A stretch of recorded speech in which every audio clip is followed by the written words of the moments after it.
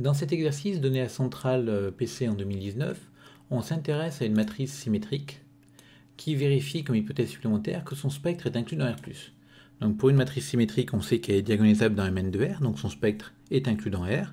Et là, on va supposer qu'il est inclus dans R+, c'est-à-dire que toutes les valeurs propres sont positives. On vous demande dans une première question de montrer que pour tout P orthogonal, la trace de PA sera plus petite que la trace de A. Alors ici, on va commencer par traduire les hypothèses que l'on a sur A, et comme on parle de matrice orthogonale derrière, on va utiliser le théorème spectral, mais complètement, c'est-à-dire qu'on ne va pas seulement dire que A est diagonalisable, on va dire que A est symétrique réelle, donc d'après le théorème spectral, elle est diagonalisable dans une base orthonormée, c'est-à-dire qu'il existe Q orthogonale telle que A égale Q d T de Q, où D, c'est une matrice diagonale avec sur la diagonale les valeurs propres de A comptées avec multiplicité, c'est-à-dire que rien n'impose que les lambda I seront 2 à 2 distincts ici. Et comme on sait que le spectre de A est inclus dans R+, on a tous les lambda I qui sont dans R+. Donc pour l'instant, on n'a fait que traduire l'énoncé, donc les hypothèses sur A. Donc on va maintenant prendre une matrice P dans ON de R quelconque, et on va regarder ce que c'est que la trace de PA. Donc on remplace A par ce qu'on a trouvé, donc ça donne P, Q, D fois la transposée de Q. Et l'idée ici, ça va être de changer la position de T de Q, en considérant que ici, on a en fait le produit de A fois B, et on sait que la trace de AB, c'est égal à la trace de BA. Donc la transposée de Q, je peux comme ça la repasser devant. Et l'intérêt étant que cette première matrice qui est là, donc le produit des trois premières matrices, c'est un produit de matrices orthogonales, et comme l'espace des matrices orthogonales est stable par produit, on a que cette matrice-là, donc que je note M, est encore dans ON de R. Donc, oui, pour rappel, ON de R n'est pas un espace vectoriel, hein, mais c'est un ensemble formé de matrices, et cet ensemble-là est stable par produit, par inverse, donc c'est en fait un sous-groupe de l'ensemble des matrices inversibles. Donc cette matrice M, maintenant, je vais l'écrire par bloc. Je vais l'écrire sous la forme C1, C2, Cn, en notant C1, Cn, les colonnes de M. Et donc je vais faire ce produit-là. Ce produit, je vais l'écrire complètement.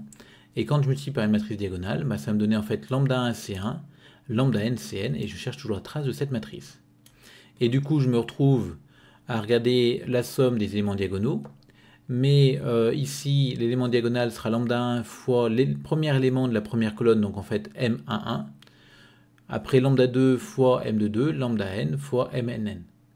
Donc en fait, c'est la somme des lambda I, MI. Et enfin, on va pouvoir dire que MI est plus petit que 1. Alors pourquoi? Parce que MI, déjà, c'est plus petit que la valeur absolue de MI. Elle-même est plus petite que la racine de la somme des MKK carré. Donc attention, ici c'est un K en bas. Et cette somme des MKK carré, c'est la norme de CI qui vaut 1. Parce que je vous rappelle que comme ici, la matrice M est une matrice orthogonale, la famille formée par ces vecteurs colonnes est une famille orthonormée. Donc du coup, en particulier, la norme de chacune de ces colonnes est égale à 1. Donc ici, on a obtenu que MII était plus petit que 1. Donc la somme des MII, la somme des lambda I MII sera plus petite que la somme des lambda I fois 1, parce que aussi, n'oubliez pas de le dire, lambda I est positif. Donc on multiplie une égalité par une quantité positive. Hein. Et donc du coup, cette somme-là, on le reconnaît que c'est la trace de D. Et comme D est semblable à A, c'est aussi la trace de A, parce que la trace est un invariant de similitude. Donc du coup, une fois qu'on a répondu maintenant à la deuxième question, donc à la première question, la deuxième question, on essaye de faire plus ou moins une réciproque, c'est-à-dire de démontrer que si on a pour tout P dans ON de R trace de PA plus petite que trace de A, alors A est dans Sn de R, et le spectre de A est inclus dans R+. Donc pour démontrer cette réciproque, dans un premier temps, on s'intéresse au cas n égale 2, et on demande de démontrer que A appartient à S2 de R, si elle vérifie cette condition-là, donc avec n égale 2. Donc là, l'idée qu'on doit avoir ici, c'est de se dire, tiens, je vais essayer avec des matrices particulières de O2 de R, voir ce que ça donne. Donc une idée qu'on peut avoir, c'est de se dire, tiens, on pourrait prendre moins I2. Moins I2, c'est une matrice de ON de R. Et donc on va lui appliquer étoile, et on obtient que la trace de A est plus grande que la trace de PA, donc ici moins I2A, c'est-à-dire moins la trace de A. Donc on obtient finalement que 2 traces de A est positive, et donc la trace de A est positive. Bon, c'est pas vraiment ce qu'on voulait. Tant pis, on a essayé, et c'est vraiment l'idée qu'il faut avoir ici, c'est se dire, tiens, je vais essayer avec des matrices particulières de O(n) de R. Ça aurait très bien pu marcher. Donc comme celle-ci n'a pas marché, on va essayer d'autres matrices de O2 de R, et on connaît un petit peu la classification des matrices de O2 de R, donc avec les rotations et les symétries, et moi je vais prendre une matrice de rotation. Comme ça j'ai quand même une bonne partie des matrices de O(n) de R, enfin la moitié quasiment. Et du coup, cette matrice de symétrie va s'écrire sous forme C moins S, S, C, où je note C égale cos θ, S égale sinus θ, et donc c'est ma matrice de rotation dans θ. Du coup, cette matrice-là, bien sûr, est dans O2 de R. On va calculer R de θA qui est égal à ça. Et du coup, comme la trace de R de θA est plus petite que la trace de A, c'est mon hypothèse étoile, j'obtiens, je calcule cette trace-là, je calcule la trace de A, et donc j'ai mon inégalité qui apparaît entre les deux. Donc maintenant, cette quantité-là et celle-ci, je vais la passer de l'autre côté. Et donc j'obtiens de l'autre côté 1 moins C fois A1 plus A de 2, donc 1 moins C fois la trace de A. Et de ce côté-là, je mets S moins en facteur, donc S facteur de A12 moins A21. Alors, ce qui est l'intérêt de prendre ma matrice Rθ, c'est que c'est valable pour tout θ dans R. Donc j'ai un choix multiple de valeurs de θ, je vais pouvoir choisir maintenant mon θ de façon intéressante. Et dans un premier temps, je vais prendre θ dans 0 pi sur 2. L'intérêt étant que le sinus va être positif. Et donc en divisant par le sinus, je ne change pas le sens de l'inégalité. Et j'obtiens que A12 moins A21 est plus petit que cette quantité-là. Et maintenant, je vais regarder cette quantité. Quand θ tend vers 0, plus du coup, parce qu'on est dans 0 pi sur 2, ça va être équivalent au numérateur à θ carré sur 2, au dénominateur à θ. Donc c'est égal à θ sur 2. Et comme c'est équivalent à θ sur 2, ça tend vers 0. Et donc en passant à la limite quand θ tend vers 0+, je vais obtenir que A12 moins A21 qui ne dépend pas de θ est plus petit que 0. Même chose cette fois-ci si je me place dans moins pi sur 2, 0. Cette fois-ci le sinus va être négatif. Et comme le sinus est négatif, quand on divise par le sinus, on va changer le sens de l'inégalité. Même chose, on va faire tendre θ cette fois-ci vers 0 moins. Et donc on va obtenir ici que ça tend vers 0. Et donc on aura A12 moins A21 positif. Et finalement, mon A12 moins A21 il est à la fois négatif et positif, donc il est nul. Et comme il est nul, j'obtiens A12 égale A21, et donc j'ai bien une matrice symétrique. Ensuite, on vous demande de faire pareil, cette fois-ci dans Sn de R. Donc on a envie de faire la même chose en prenant des matrices particulières. Et l'idée, ça va être de prendre des matrices R et J de θ. Et en fait, cette matrice R et J de θ, c'est la matrice identité, à laquelle on va enlever sur la diagonale 2, 1. On va enlever le 1 en ligne I et le 1 en ligne J. Et en fait, si on regarde que les lignes I, J et les colonnes I et J de la matrice, on va écrire sur ces lignes et colonnes une matrice de rotation d'angle θ. Donc en fait, ce sera bien 2, 2 si on regarde que les lignes I et les lignes J, les colonnes I, colonne J. Et c'est ce qu'on fait ici. Donc je prends IN, j'enlève les 1 sur la diagonale, j'ajoute C, EI sur la diagonale, j'ajoute C, E, JJ ici sur la diagonale aussi, là c'est un JJ, et j'enlève SEIJ, j'ajoute SEJI pour faire apparaître ma rotation, comme je l'ai dit, sur les lignes IJ, colonne IJ. Du coup, cette matrice-là va être dans ON de R, donc soit vous dites c'est bon, passer une matrice de rotation dans θ, vous le voyez, soit au pire, vous pouvez le vérifier à la main, en vérifiant que la transposée de R et J fois RJ égale identité. Et du coup, je vais calculer R et J de A, et en calculant R et J de A, je vais obtenir que la trace de R et J ici, de θ de A, ça va être la somme des AKK pour K différent de IJ, plus CAI moins SAJI, plus SAIJ plus CAJJ. Et du coup, c'est plus petit que la trace de A par hypothèse, d'après hypothèse étoile, qui est la somme des AKK. Donc du coup, quand on soustrait la somme des AKK ici, il ne me reste plus que le AIJ plus AJJ de l'autre côté.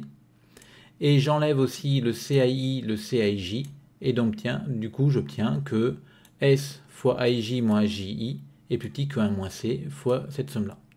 Et comme c'est valable pour tout θ, encore une fois, donc j'ai pris les mêmes notations que dans la question d'avant, je vais pouvoir, pour θ dans 0 pi sur 2, diviser par le sinus, je garde le même sens, puis je vais tendre le θ vers 0+, et j'obtiens que AIJ moins AJ est inférieur à 0. En divisant par cette fois-ci par sinus θ, mais avec θ appartenant à moins pi sur 2, 0, je vais changer le sens. Je vais faire tendre le θ vers 0, je vais obtenir que AIJ moins AJ est supérieur ou égal à 0. Et donc finalement, j'obtiens que AIJ égale AJ. Et comme c'est valable pour tout IJ dans 1n, j'obtiens bien que A est une matrice symétrique. Donc ensuite, dernière question, on vous demande de démontrer que le spectre de A est inclus dans R+, et de conclure. Donc pour démontrer ça, eh ben, on a une matrice A qui maintenant est symétrique, on le sait, donc elle vérifie aussi l'hypothèse étoile. Donc comme l'hypothèse étoile est encore une fois écrite avec des matrices orthogonales, on va diagonaliser A dans une base orthogonale, donc sous la forme Q, D, T de Q, avec, si c'est un D, D égale diag de lambda 1, lambda n. Cette fois-ci, on ne sait pas pour l'instant que les valeurs propres sont positives, on veut le démontrer. Et on va le démontrer par absurde en supposant qu'il y en a un I, tel que lambda I est plus petit que 0. Alors, quitte à modifier la place des lambda I, on peut supposer que c'est lambda 1 qui est négatif. Alors, comment est-ce qu'on peut faire pour changer la place des lambda I? En fait, il suffit de changer l'ordre des vecteurs propres dans la matrice Q, et on obtiendra la même chose. La matrice Q restera orthogonale parce que la famille formée de ces vecteurs colonnes sera toujours orthonormée. Changer l'ordre des vecteurs ne change pas le caractère orthonormé. Et on pourra ramener le lambda I négatif en position 1. Donc du coup, comme ça, on va supposer que donc, lambda 1 est négatif. Et en fait, on va essayer de calculer PA. Donc PA, c'est PQD T de Q. Le T de Q, comme précédemment, on va pouvoir le passer devant parce que la trace de AB égale la trace de BA. Et l'idée, c'est de prendre un P intéressant, ici. Donc je cherche une matrice P orthogonale intéressante pour que je sache bien calculer le produit et d'obtenir une trace qui sera plus grande que la trace de A. Donc comme il y a un négatif ici pour le D en première position, j'aimerais bien avoir l'idéal, en fait, ce serait que cette matrice-là soit diagonale, avec en première position 1, moins 1, et puis des 1 de partout ailleurs. Et ben, c'est ce qu'on va faire. Donc pour obtenir ça, en fait, on va prendre notre P sous la forme Q, comme ça, T de Q, Q fera P, fois la matrice diagonale qui va bien, donc avec un moins 1 en première position, et des 1 de partout ailleurs, fois T de Q, comme ça quand on aura ici T de Q fois Q, ça fera identité aussi. Et donc on va poser cette matrice-là. Elle est dans ON de R, pourquoi? Ben parce que Q est dans ON de R, T de Q aussi. Cette matrice diagonale est dans ON de R, parce que si on la multiplie par sa transposée, ça fait bien identité. Sa transposée, c'est elle-même.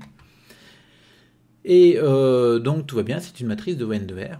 Donc on a le droit de lui appliquer la formule. Et donc quand on remplace, donc comme prévu, T de Q, Q, ça s'enlève, T de Q, Q, ça s'enlève. Et il me reste cette matrice diagonale fois la matrice D. Et quand on fait un produit de matrice diagonale, on multiplie les termes diagonaux entre eux.